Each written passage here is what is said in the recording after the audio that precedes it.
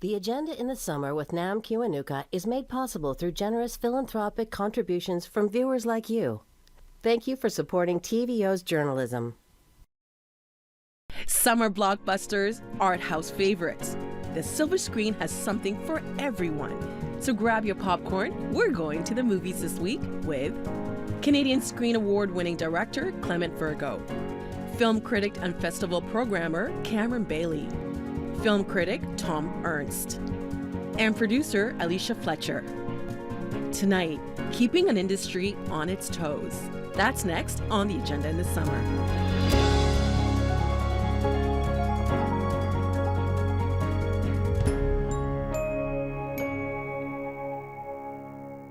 We're hearing a lot about AI and how it's going to democratize a lot of industries, including movies. And we're also, when it comes to movies, streaming, movies ending up on, websites before people have the opportunity to watch them in the theaters. So I wanted to talk about some of the challenges the movie industry is experiencing as a whole. Alicia, I wanted to start with you. What would you say is the biggest challenge? Yeah, I can only really answer as a film programmer, both theatrically and for a television station that shows classic movies, and it really is that distribution has changed dramatically. It was always changing, but the pandemic really changed it. So that idea that you used to have maybe 90 days between when you would see it in a movie theater and it would be available for rental or streaming or what have you, that window's getting smaller and smaller. And so as someone who works with theaters to show films in theaters, that can be very challenging because you have to want to make sure your audience could be in those seats when they have other availability to watch that movie. And so you have to create a really special experience to get those ticket sales. I'm also seeing a lot of kind of the middle ground falling away. So it's either really, really big films, huge films, like hundreds of millions of dollars. The kind of middle ground of like a romantic comedy that would make some money and be a success has disappeared. It's really small independent films like horror films, something like Barbarian doing so much box office, which no one predicted, or a huge film like Avengers. I'm not sure what's happening in the middle anymore. And the middle used to be a very safe place, and now it feels like a wasteland. Cameron? Well, the middle's also become a bit of a training ground for making bigger movies. Right. Filmmakers like Chloe Zhao or the Daniels or others, they always get offers to do massive movies after they've done a successful independent film. 500 Days of Summer led to, franchise movies for that filmmaker. And that's not great because those filmmakers don't get to keep making those smaller independent films that are maybe more personal to them and allow them to develop their craft as storytellers. They're suddenly involved in a massive machine. When you're making a Marvel movie or a DC movie, it's not your voice.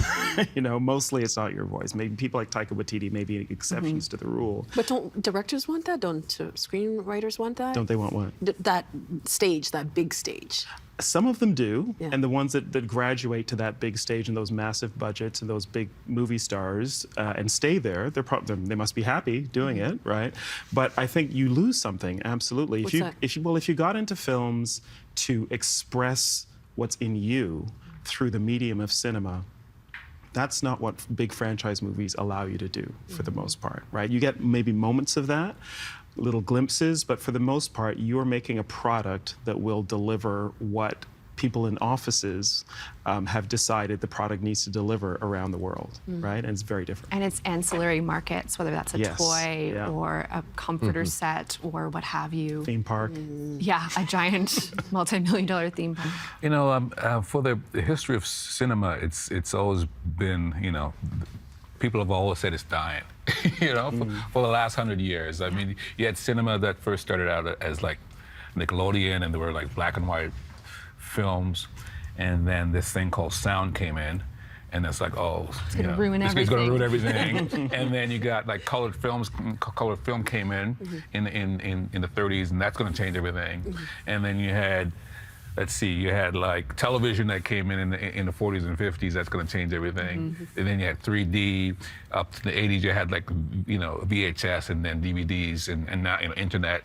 Cinema, I think, is very resilient. And so the chat, what is it, Chat GTT or Chat GPT, yes. GPT or, whatever it may be, I think there's a kind of fundamental feeling that we have where we want stories, we want cinema. I don't think cinema is going away. I think the way we watch cinema may change, but the fundamentals of what it is, I think will always be there. But what I will say, I agree with you. Cinema's not going anywhere. Otherwise, what are we going to do? Right. But also, it's not at the center of culture anymore, and it used to be. But there was only, I think, a short window, probably between the 30s and the 40s, where it was at the center of culture. That was what defined how people communicated with each other through pop culture. But once TV came and everything else, then that changed, and now it's gaming, it's other things that are much more at the center. TikTok, yeah, social media, that's much more at the center of culture. Those things will also have their day. Those two shall pass. But, opera is still around, right? Opera used to be the thing everybody did on the weekend. Okay.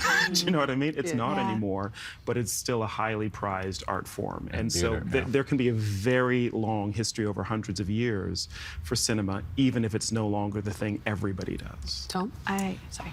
Well, I was just going to say, this is the episode I should just put my feet up on the table and listen to you guys chat. Because, I'm not entirely sure how I feel about the change of cinema and what's happening. I've seen a lot of positive changes. What's been happening. I do love the fact that. That there is more opportunity to watch more variety of film. Not that we're swamped with it, that we can't choose, but actually doors have opened to types of cinema that I hadn't watched before. And certainly my daughter, who is only 16, is watching subtitled films. Now, maybe this is all common for you, but the idea of me at 16 watching a subtitled film was, you watch silent films. So. Not at 16, though. I mean, I'm very happy your daughter's doing that. I think that's unique. But, I'm very concerned about this chat, and I was glad you couldn't quite get what it was called, because I don't quite get what it's called. And I'm not even sure what it means, but to me it sounds like one massive audience survey, where people sit in a screening room and they take polls of audience to see, is this the right ending? Like change the ending of Fatal Attraction, for example. I think that ChatGPT and all kinds of generative AI, I think, are interesting dilemmas for cinema in a way, because they are going to change the art form. They're going to change all of our lives. We're old enough to have seen a bunch of different technological changes happen. Some of them stick, some of them don't. 3D, I don't think anybody's interested in it anymore. It's still there as a kind of a money-making tool for big movies. I can't watch 3D movies. They give me a headache. Exactly, right? Yeah. 3D, it was just proven, is not going to work for everybody. Right. But generative AI will change things in the same way that digital visual effects change things. Right? Once Toy Story happened and all of those films that came from it, that's what made Marvel movies possible. You could not make Marvel movies without the visual effects that are possible through computer-generated imagery. The same thing with AI. It will change what movies are. We just don't know what that'll turn into yet. I want to show you a clip of an AI project, but I wanted to give you an opportunity because you wanted to say something before. I was just going to mention, I remember when I was going to school, the biggest concern was now people are going to make films on their iPhones, and this is going to ruin the film industry, and we're all totaled. And they did start making films on their iPhones, and some of those are really excellent films, and it got absorbed into the kind of independent storytelling that we can now do. And it seems like what we're kind of talking about is the fear of democratizing the medium, which the iPhone did. It made it affordable to make movies, and I'm not very up on ChatGPT. I'm kind of Googling it a lot and trying to figure out how is this going to take my job. You're feeding it by Googling it, but anyway. But, I do think that is the fear when I'm reading these articles about how evil this is, that it's going to democratize something that we want to hold precious. And the film industry, which is 120, 130 years old now, has always gone through these kinds of crises. And we've always come to artists and creators to tell us stories. I want to come back to that point about democratizing the movie industry, but I mentioned the clip.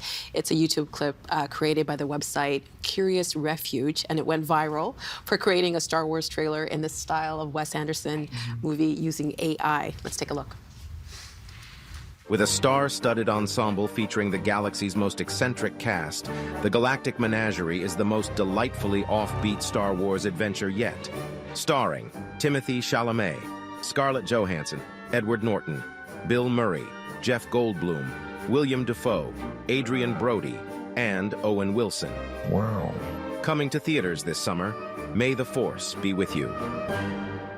Okay, reaction. Who wants to take it? It's cute and it's fun to watch, but it shows you exactly the limitation of artificial intelligence right now, which is that only exists because the world of Wes Anderson exists and the world of Star Wars exists. Right. Previously. AI cannot generate a new visual system, a new world in the way that these artists did, right? So until it can do that, until it can actually become the next Wes Anderson with an entirely original way of showing us images, it's just going to be playing with and remixing and making some kind of pastiche of what we already know from artists. I love that. It's like remixing a great record. That's Right, right. That's right. exactly. It's a That's all it is. mashup. The record still had to exist. Yeah, Exactly. There's also there's a movie about this, and it's Terminator 2: Judgment Day, and Yes. you know that went very badly. So I kind of wonder, like, whenever I think, should I be scared of this? I don't think we'll get to that point. I think we've seen a film that showed us what could happen there. Right. Yeah. Yeah, I mean, when I see that, I see a cute video. I don't see cinema. You know, I don't see that as something that's going to, you know, it's generates a lot of conversation, but it's not something that I would rush out. You see it once and then it's disposable. Yeah. You know, I think we're the biggest threat from AI to storytelling, visual storytelling, I think is not so much cinema as it is TV series. So for instance, if you have season 1 of Game of Thrones, you have a body of work to work from. These stories all have this similar kind of narrative arc. What's to prevent AI in the future from doing all of the subsequent seasons? Right? Whoa. So that could happen. They could. But could it make an original film, individual film? I don't know. Yeah. Well, again, I'm in completely perplexed by all of this, and and I agree. I thought the only entertaining thing about this little clip was Owen Wilson. Voice coming through. But yeah, I really don't know where this is taking us, and part of me thinks, well, maybe I should embrace it in case there's some legitimacy here, and I should at least understand it. But you know what? I'm old enough that I can let some things bypass me, and this may be one of them. You know, until proven otherwise. And you know, like we're all like living with AI now. If you ever want to, you know, buy a couch, for instance, and you go on Google, and it's like, you know, and then for the next week, all you see is Couches. so we're all like living with this stuff now anyway. And we hate it. Alicia mentioned, you know, this idea that it's democratizing the film industry. What about the people, though, who have the skills, who went to school? Do you think that's going to take away from that? Well, you know, I know some screenwriters, and they are most fearful when it comes to the writers' strike of 2023 about what the companies who own, you know, the means of distribution and making series and movies will do with AI once they can. So how much will they need screenwriters? How much will they need writers' rooms if they can begin to feed some of this information into a version of ChatGPT that can then pump out scripts? So I think that part of it is risky. There's, you know, we've certainly seen that AI can generate music. There was the Drake Weekend mashup as well, which was entirely artificially generated. I think it's only a matter of time before it can do the same thing with moving images at a very sophisticated level beyond what, you know, we just saw. So it will happen, it will come, but human beings are very resilient and resourceful and imaginative, and we'll figure out a way to respond to that too before Skynet completely takes over. The AI will get so powerful that it will unionize, and the studios can no longer afford the AI, and then we're back where we We started. can only hope. Is this something that you think about as a filmmaker? No, not really. You know, I don't really see it as a threat. You know. But what if you had an opportunity to cut costs by having, you know, an AI actor or someone do the things that take skill right now? Look, I mean, when I first started making films, I actually made movies on film. You know what I mean? Like you had to go out and buy 35mm film or Super 8 or Super 6, or whatever it may be. And then at some point it changed to, you know, digital. and it was okay at first, but then there's always been tools in cinema. There's always been technology in cinema. I don't think the technology has ever influenced the creative and the art. It only enhances it. It only helps filmmakers to do it more efficiently, more cost effectively. But I don't think any technology has ever been done to help change the creative process of film. So I'm not too worried about it. Cameron, you mentioned the Writers Guild strike of 2023. One of the signs that I read was saying AI hasn't experienced trauma. So, I'm having me laugh, but how is it gonna, how is it gonna tap into those emotions? Well, I think it hasn't experienced trauma, but it knows what trauma is from scouring the internet. It can probably give a pretty good imitation. So that's the scary thing. I'm interested to see where this goes, and it's going to have impacts long after we're all gone. But what will also happen, in the same way as computer-generated visual effects also had a backlash reaction with cinema that was much more authentic and tangible and had the textures of, real life. And AI will generate a similar backlash. We just don't know what kind of cinema that's going to show us. But it's exciting. Yeah, I remember just a short time ago, somebody wanted to make a movie with James Dean. They're going to computer generate, and people are like, "Are you out of your mind?" Or like Bruce Lee. It's like, no, we don't want to see that. Holograms. We don't want that. I mean, it works for music, though, the holograms. Yeah, I guess. But I think it's a bit of a fad. I don't know if there's a novelty to it, to paying a lot of money to go see your favorite dead musician in a hologram that looks like Princess Leia. I don't know how long that novelty can really last. A hologram can't fill a stadium like a real artist. Not at current concert prices. No, all right. I wanted to switch gears a little bit. Back in 2015, seems like such a long time ago, the hashtag Oscars So White took off. And since then, we've seen movies like Everything Everywhere All at Once, Moonlight, and Parasite have all won the Best Picture at the Oscars. Marvel movies are also, I think, comic book movies have always been diverse. I'm thinking of the X-Men. And your TIFF has an opportunity, your program is called Every Story, which has opportunities for young, diverse filmmakers. So open-ended question, has diversity won? What is diversity trying to win? It's not entirely clear. If you mean, is there now a wider range of stories that we can see on our screens? Yes, that's happened, and it will continue to happen. Is there now a wider range of artists who are getting opportunities, which is really what all of this has always been about, is opportunity? I would say yes, more work to be done there. But then also, these things go in cycles. Like Clement, how long was it been since you were at the Canadian Film Centre? 30 years ago. 30 years ago, and that was a new program that was developed to support filmmakers of color. There was a different phrase for us back then. Yes. Yes. Is it urban? No, what was it? Multicultural? Multicultural, Was it, visible minorities? Yes, it was something else. But we've moved on from there, but then these things happen in cycles, right? There's a wave, and then it retreats, and there's another wave, and so it's just part of the cycle. Yeah. Thom? Well, there's again very little I can add to this. I mean, I think that diversity seems to be. I would have never used the term winning. I don't know why. That sounds. It sounds like problem solved. We can move on. But again, I keep bringing up my daughter, but she's watching so many things that I never had an opportunity to see. She's watching Korean movies and other films that.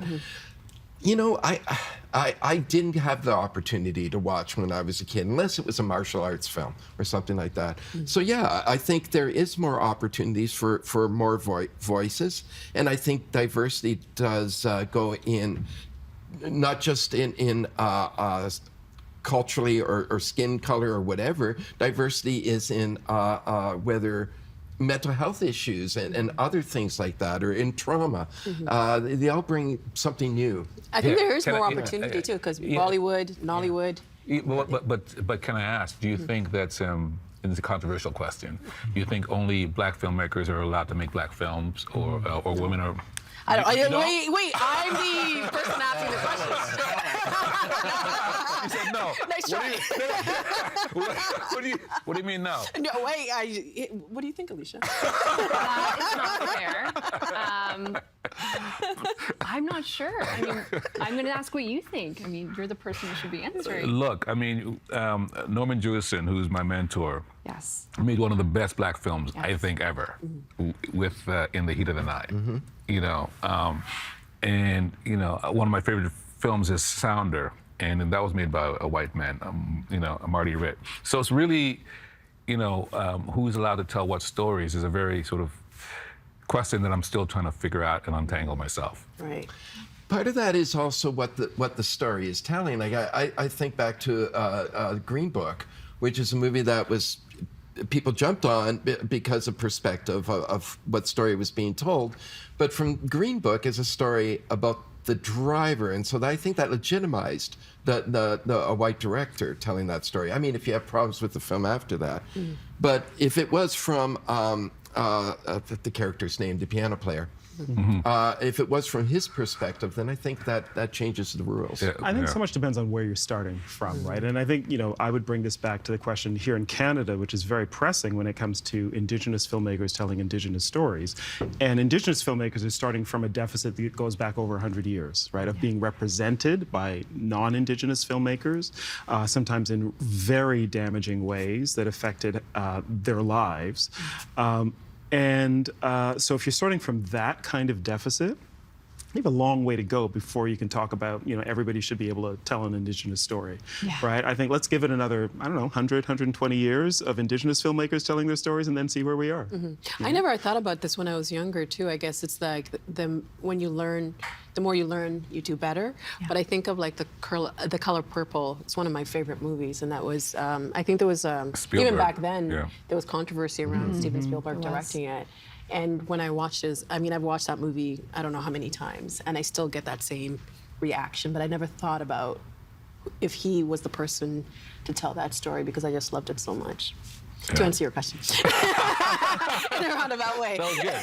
But does that open up an opportunity for that film to be remade by someone who might be more appropriate to direct I don't know. That film just should not did. be remade. Yeah, Did it? it is being They just remade. did. Oh, I did not know. Yeah, but I'm sure it'll be in TIFF in September. I could just edit that There you part see. out. Well, when we talk about like challenges, streaming has come up a lot because before a movie was a hit depending on how much money they made at the box office. So how do you, what makes a movie a hit now? Wow.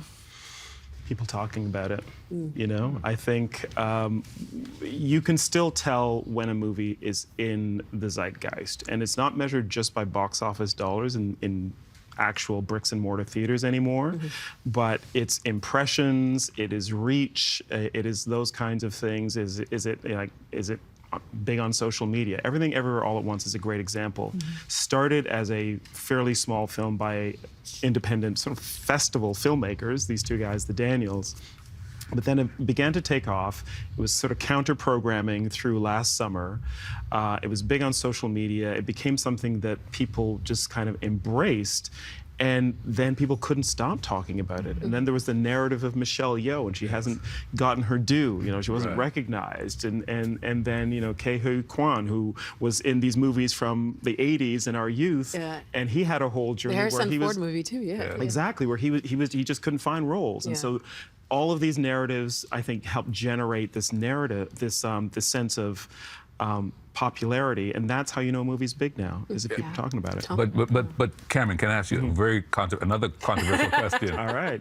He has to answer You them. have to answer this one though. Wow. Just me? I'm ready. Yeah, just you. Right. Okay. Well, do you think people will be talking about that film in 10 years? I think they will be, but not in the same way. In the same way that, you know, most Best Picture Oscar winners do not stand the test of time beyond the moment that they were in, or they meet it years afterwards. Like, you can go back to almost any year's Oscar winner and compare it to the films that we're now talking about from the same year, and the Oscar winner's not the one. That's You know interesting. what I mean? Yeah. Nearly always, right? We do a show called A Year in Film. So it's like a yearbook for one from the 90s, one from the 80s. And when I'm writing And producing it, the Oscar pictures, I'm always like, what is that movie? Like, Right. and I have to look it up. I'm like, oh, and it's always usually a hated film. Not always. Ordinary People is an exception where that seems to, in our 1980 episode, really garnered some great interviews. But it is surprising how that happens. I do think this film, I think, will eventually be very large in industry history. So when they start to write about 2022 and 2023 for textbooks down the road, I think that film will get brought up because it's for the exact reasons you're talking about. It was such an anomaly and such a magic kind of kismet that happened around that distribution that no one could have predicted. That is so interesting what you just said, because if you were to go on Twitter anytime around the Oscars, people have very strong feelings about the movie they want to win, the actor they want to win. And then a year later, we're like, I mean, maybe not a year. well, I mean, like 2 years later, it's like, that's a wrap. we get way too exercised about what's going to win and what's not going to win, because that's not essentially the test of time for any art form. Right? You look at what paintings were popular when the Impressionists were painting, right? They weren't them. Van Gogh died in poverty. So what endures as great art is not always what's popular in the moment. So I'll end with this, Thom. So our audience is fickle. Yeah, I do think they changed their opinions. I think I changed mine. And I also think when you watch a film, it depends on your mood or what you heard about it beforehand. I think seeing something like Everything Everywhere All at Once, if you go into it blindly, it's a revelation. It's stunning. But if you get all the press beforehand and you hear about it and you hear about how exciting it is, how different it is, then you risk being disappointed. Because it raises the bar, or your expectations? The bar, absolutely, and expectations. One quick thing on Everything Everywhere All at Once, it was edited partly using an AI tool. Oh, no way. Well, now I don't like Really? You ruined it. Oh, no. That's really interesting. Yeah. This has been a great conversation. Tomorrow we're going to be talking about genres. And Thom, I thought I liked you until you said you don't like rom-coms, which is, I don't think I said I didn't like rom-coms. Well, we're going to talk about genres and if there is one genre that does better in the movies. Thanks so much again. Our guests all this week are director, producer, and writer Clement Virgo, whose most recent film, Brother, won the Canadian Screen Award for Best Picture. Cameron Bailey, CEO of the Toronto International Film Festival. Alicia Fletcher, producer of originals and curatorial advancement at Hollywood Suite. And film critic Thom Ernst, formerly host here of Saturday Night at the Movies and author of The Wild Boy of Waubamik. The Agenda in the Summer with Nam Kiwanuka is made possible through generous philanthropic contributions from viewers like you. Thank you for supporting TVO's journalism.